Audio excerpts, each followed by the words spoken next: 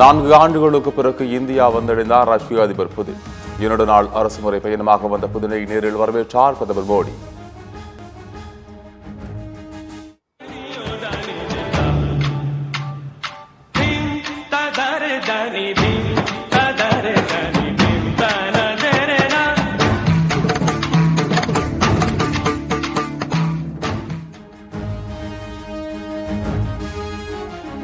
டெல்லியில் நாளை நடைபெறும் இந்தியா ரஷ்யாவின் 23வது வருடாந்திர உச்சி மாநாட்டில் பங்கேற்கிறார் ரஷ்ய அதிபர் புதின்.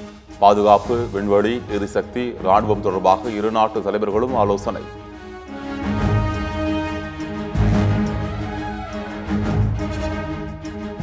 தமிழ்நாட்டில் 234 சட்டமன்ற தொகுதிகளுக்கும் தேர்தல் அலுவலர் நியமனம். தமிழ்நாடு தலைமை தேர்தல் அதிகாரி அர்ச்சனா பட்நாயக் உத்தரவு. வைகை அணையிலிருந்து 8 நாட்களுக்கு தண்ணீர் திறக்க தமிழ்நாடு அரசு உத்தரவு. நாளை முதல் வினாடிக்கு 650 கன அடி வீதம் மொத்தம் 450 மில்லியன் கன அடி தண்ணீர் திறந்துவிட ஆணை.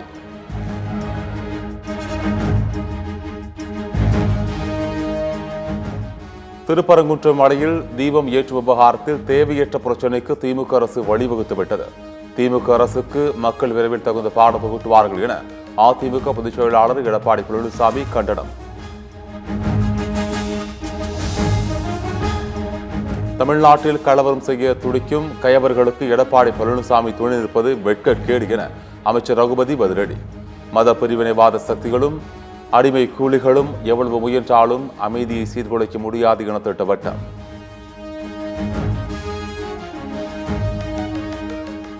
டெல்லியில் பெண் மீது ஆசிட் வீசப்பட்ட வழக்கில் விசாரணை 16 ஆண்டுகளாக நிலுவையில் இருப்பதை கேள்விப்பட்டு உச்சநீதிமன்ற தலைமை நீதிபதி சூரியகாந்த் காட்டம். தலைநகரிலேயே இதுபோன்ற ஒரு சூழலை கையாள முடியவில்லை என்றால் அதைவிட வெட்கக்கேடான ஒன்று இல்லை எனவும் கருத்து.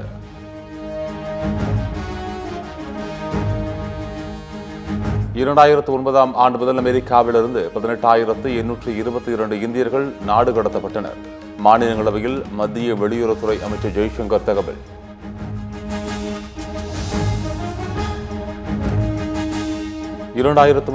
ஆண்டிற்குள் மின்சார வாகன சந்தை மதிப்பு 20 லட்சம் கோடி ரூபாயை எட்டும்.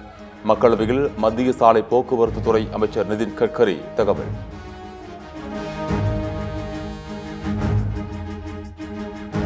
காதல் திருமணம் செய்வதுதான் மிகவும் கடினம். சிவகாசியில் திருமண விழாவில் துணை முதலமைச்சர் உதயநிதி கலகல பேச்சு.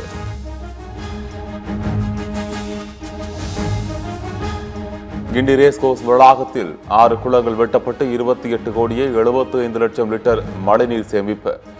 நேரில் ஆய்வு செய்து அமைச்சர் மா சுப்பிரமணியன் தகவல்.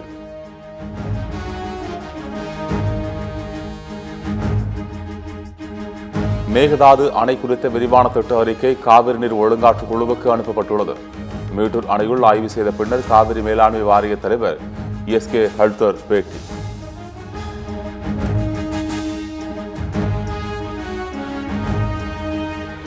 மாம்பழம் சின்னம் தங்களிடம்தான் உள்ளது என பாமக தலைவர் அன்புமணி திட்டவட்டம். ஒரு சில வாரங்களில் மிகப்பெரிய கூட்டணி அமையும் எனவும் பேட்டி.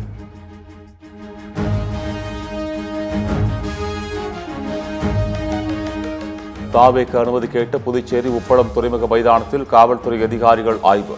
விஜய் பொதுக்கூட்டத்திற்கு அனுமதி அளிக்கப்படுமா என்பது பின்னர் அறிவிக்கப்படும் என DIG சத்யசுந்தரம் பேட்டி.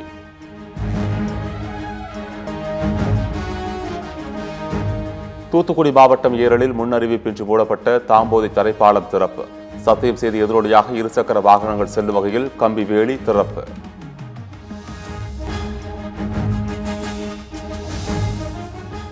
சேலத்தில் கட்டியை அகற்ற அறுவை சிகிச்சை செய்யப்பட்ட பெண்ணிற்கு கண் பார்வை பறிபோன பரிதாபம்.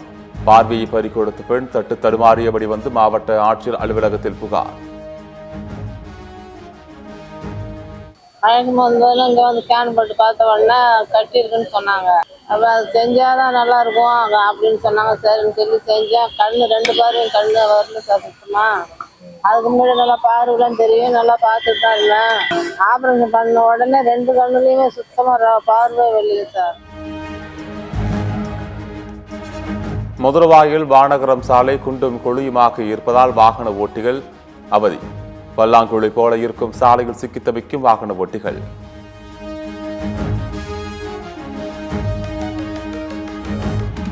வேலூர் மாவட்டம் பேரணாம்பட்டு வனப்பகுதியில் 2 யானைகள் உயிரிழப்பு. யானை கூட்டம் சுற்றியிருப்பதால் அருகில் செல்ல முடியவில்லை என வனத்துறையினர் தகவல்.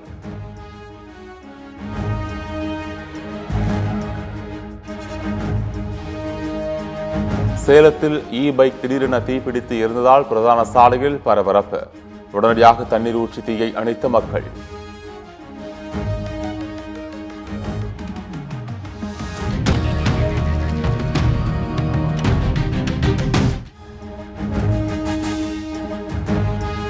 புதுச்சேரி ஈசிஆரில் படகு மீன்பிடி வலைகளுடன் மீனவர்கள் சாலை மறியல். சின்ன காலாப்பட்டு பகுதியில் தூண்டில் வளைவு அமைக்க வலியுறுத்தல். போன நாராயணசாமி பீரியடில் செயற்கை கடற்பரப்பு போட்டாங்க. அதில் இருந்து கடல் அரிப்பு ஏற்படுது. அந்த அரிப்பை ஏற்படுத்துறது நாங்கள் பஞ்சாயத்து சார்பாக பல முறை fisheries officer, area MLA, collector எல்லாத்தையும் கோரிக்கை வச்சு எந்த இதுவும் இல்லை. ஒரு மாதம் முன்னாடி கூட ஒரு மழை அதிகமாக 21 சென்டிமீட்டர் மழை பெஞ்ச உடனே ஃபுல்லாக வெள்ளம் ஓட ஆரம்பிச்சிச்சு. அப்போ இருக்கிற போட்டு வலை எல்லாம் அடிச்சுட்டு போயிடுச்சு. ஒரு மாதம் ஆகி எங்களுக்கு எந்த நிவாரணமும் கொடுக்கல. எங்களோட வாழ்வாதாரம், எங்களோட தொழில், எங்களோட உயிர் மட்டும்தான் இருக்குது. மீனவனோட ஒன்றுமே இல்லை.